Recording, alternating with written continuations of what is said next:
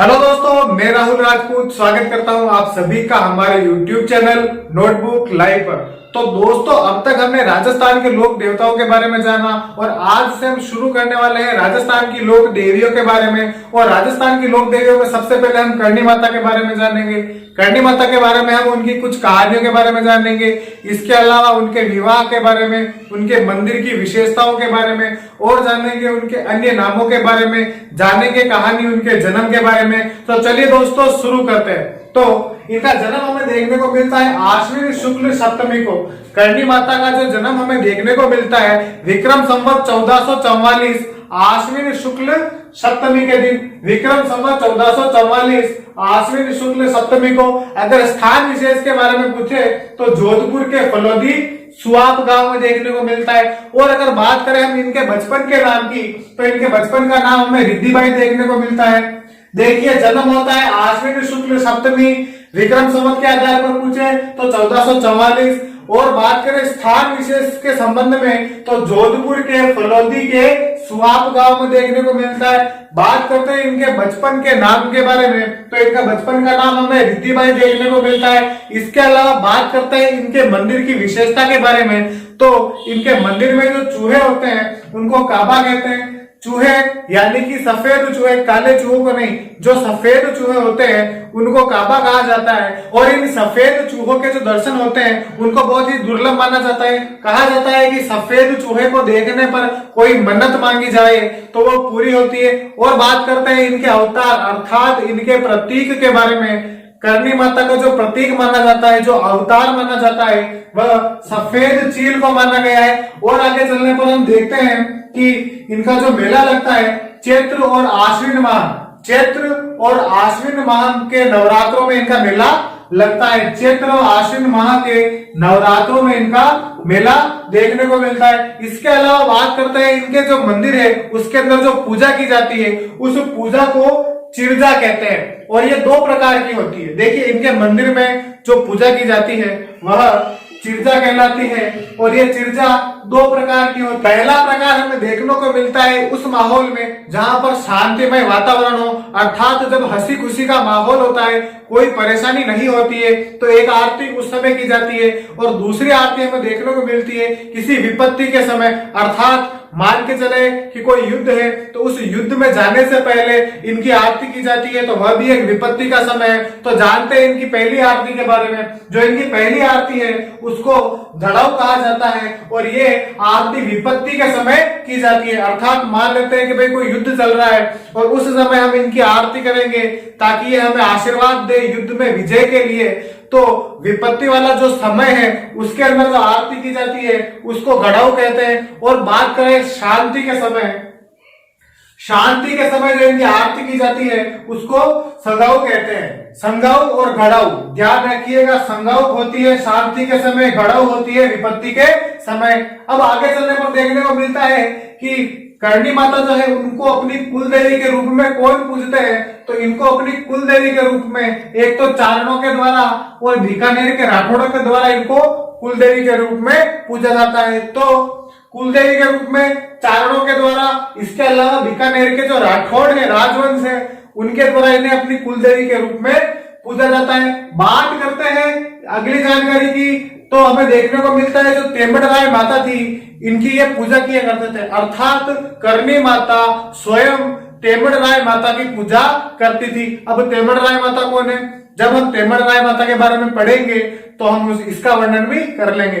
फिलहाल हम ये जान लेते हैं कि करणी माता जो थे वे स्वयं किसी और की पूजा करते थे। किनकी? तेम्बड़ राय माता की। अब देखिए, करणी माता और तेम्बड़ राय माता का जो मंदिर है वह दोनों साथ में देखने को मिलता है करणी माता के मंदिर में। जब हम करणी माता के मंदिर की विशेषता पढ़ेंगे तो उनके अंदर में तेम्बड़ राय माता के बारे में भी बता दूंगा। तो दोस्तों चलते हैं अगली जानकारी की तरफ। अब बात करें करणी माता जो होते हैं उनका निधन कहाँ होता है तो इनका निधन बीकानेर में होता है। बीकानेर के त्रियादा गांव में और गिन्नेरू की तलाई में।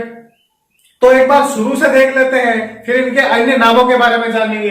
तो करणी माता का जो जन्म होता है वह आश्विन शुक्ल सप्तमी को देखने को मिलता है। बात करें विक्रम संवत की तो 1444 है। बात करें जन्म स्थान के बारे में तो जोधपुर फलोदी के सुआप गांव में। और आगे चलने पर इनके बचपन का नाम देखने को मिलता है जो कि रिद्धिबाई है। और आगे चलने पर हमें पता चलता है कि इनके मंदिर में कई सारे चूहे होते हैं और जो चूहे सफेद रंग के होते हैं उन्हें काबा कहते हैं। और आगे चलने पर पता चलता है कि करणी माता जो है उनको प्रतीक के रूप में सफेद चील माना जाता है ना। अर्थात करणी माता का जो अवतार है या फिर जो प्रतीक माना गया है वह सफेद चील के रूप में माना गया है। बात करते हैं करणी माता के मेले के बारे में तो चैत्र माह आश्विन माह के नवरात्रों में लगता है इनका मेला, दोनों माह में। और बाद में बात करते हैं इनकी आरती के बारे में तो इनकी जो आरती है उसको चिरजा कहा जाता है। चिरजा, यह चिरजा दो प्रकार की होती है, अर्थात ये जो आरती होती है करणी माता की वह हमें दो प्रकार की देखने को मिलती है। एक तो होती है गड़ाऊ जो कि विपत्ति के समय गाई जाती है, एक होती है संगाऊ जो कि शांति के समय पाई जाती है। देखिए इनमें ध्यान रखना है, गड़ाऊ होती है विपत्ति के समय और संगाऊ होती है शांति के समय। स का ध्यान रखना है हमें, ये जान लेंगे तो इसको ज्यादा याद रखने की आवश्यकता नहीं है। बाद में चलता है कुल देवी के रूप में करणी माता को कौन पूजता है तो चारणों के द्वारा और बीकानेर के जो राठौड़ है उनके द्वारा करणी माता को अपनी कुल देवी माना गया है। और आगे चलने पर पता चलता है कि करणी माता जो थे वे स्वयं किसकी पूजा करते थे, तेमड़ राय माता की पूजा करते थे। तेमड़ राय माता का और अपने करणी माता का जो मंदिर है वह हमें इनके साथ में देखने को मिलता है देशनोक में। और आगे चलते हैं तो इनका जो निधन है उसके बारे में जानने को मिलता है। तो इनका जो निधन है वह त्रियादा का बीकानेर में होता है और अगर डिटेल में जाए तो घिनेरों की तलाई में। अब बात करते हैं करणी माता के अन्य नामों के बारे में कि कौन कौन से अन्य नाम है इनके। तो इनके अन्य नाम मिलते हैं हमें डोकरी, रिद्धुबाई, जोग माया। डोकरी, रिद्धुबाई, जोग माया। अगले नाम की तरफ चलते हैं तो अगला नाम हमें देखने को मिलता है डाडी मूछ वाली डोकरी या फिर मूछों वाली डोकरी। ठीक है, तो मैंने दोनों लिख दिए हैं साथ में, डाडी मूछ वाली माता।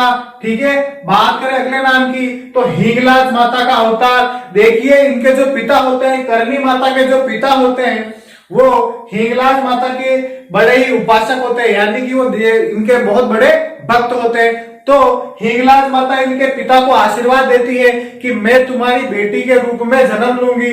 तो 7वें नंबर की बेटी के रूप में करणी माता जन्म लेते हैं। इसी कारण करणी माता का एक नाम और देखने को मिलता है, हिंगलाज माता का अवतार। ईश्वरी गरिमा के नाम से भी इनको जाना जाता है और चूहों की देवी के बारे में भी जाना जाता है।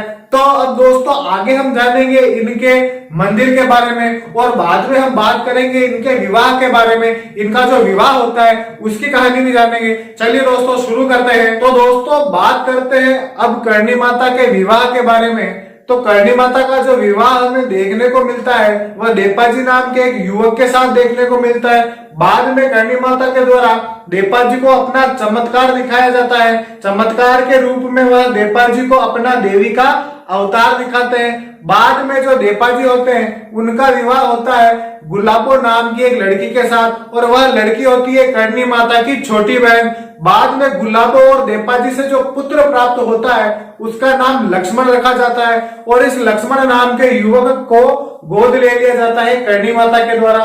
तो चलिए दोस्तों देखते हैं करणी माता की जो शादी होती है वह देपाजी नाम के एक युवक से कर दी जाती है। बाद में इस युवक को चमत्कार दिखाया जाता है और इस युवक की शादी गुलाबो नाम की एक लड़की से की जाती है जो करणी माता की छोटी बहन होती है। अर्थात करणी माता चमत्कार दिखाने के बाद देपाजी की शादी अपनी छोटी बहन गुलाबो के साथ करती है। बाद में देपाजी और गुलाबो से जो पुत्र प्राप्त होता है उसका नाम लक्ष्मण रखा जाता है। अब इस लक्ष्मण को गोद लिया जाता है करणी माता के द्वारा। तो करणी माता ने लक्ष्मण को गोद लिया। अब ये जो लक्ष्मण होता है वह श्रावण पूर्णिमा के दिन कोलायत झील में बीकानेर में आती है। कोलायत झील में डूबकर मृत्यु को प्राप्त होता है। तो शुरू से देख लेते हैं एक बार। करणी माता का विवाह देपाजी के साथ, देपाजी को चमत्कार दिखाने के बाद देपाजी का विवाह गुलाबों के साथ, गुलाबों और द्रौपदी से जो पुत्र प्राप्त होता है वह लक्ष्मण होता है।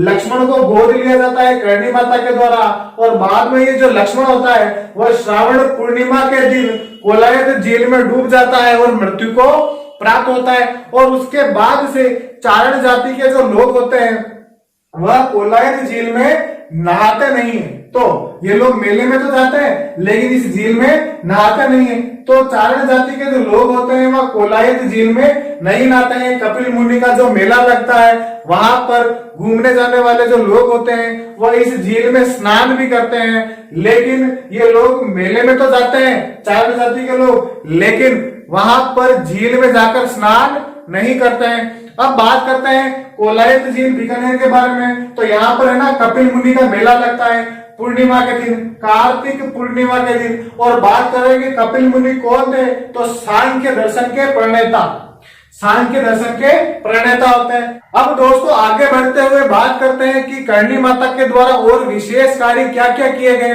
तो करणी माता के द्वारा बीकानेर और मेहरानगढ़ की नींव रखी जाती है।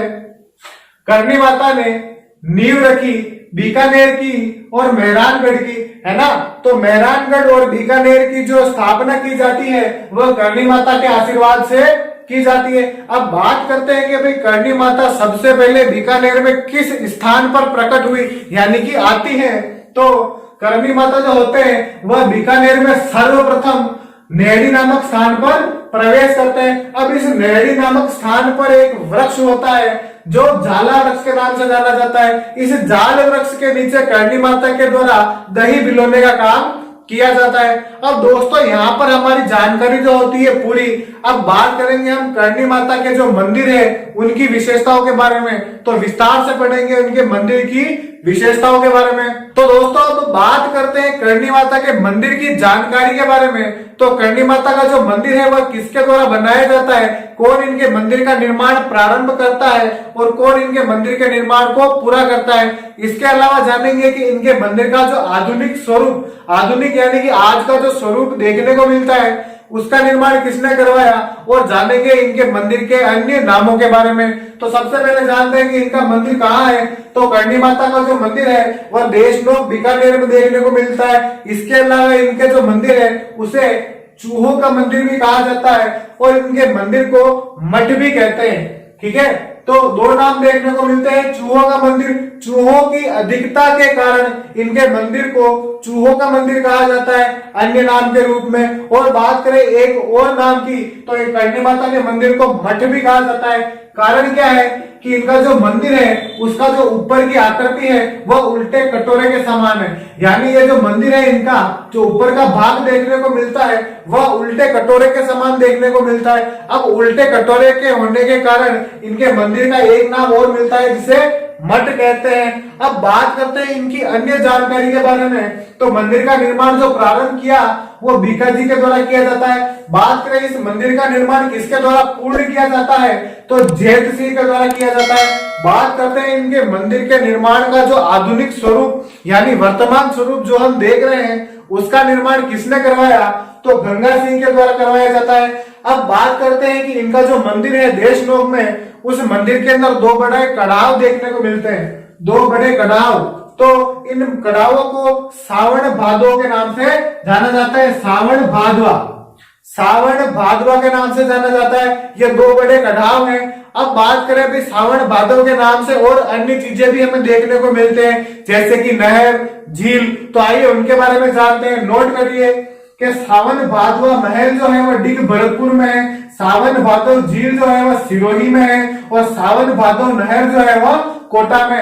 अगर सावन भादवा कड़ाव के बारे में पूछे तो देशनोक बीकानेर करणी माता का मंदिर, और अगर महल के बारे में पूछे तो डिग भरतपुर, और अगर पूछे कि झील कहाँ है तो सिरोही में, और अगर पूछे नहर कहाँ है तो कोटा में। बस पीछे ये ध्यान रखना है महल का, झील का, नहर का और कड़ाव का। ठीक है, बाकी सावन भादो, सावन भादो, सावन भादो, ठीक है, ये समान देखने को मिलते हैं। तो दोस्तों मिलेंगे हम हमारे अगले वीडियो में आपसे।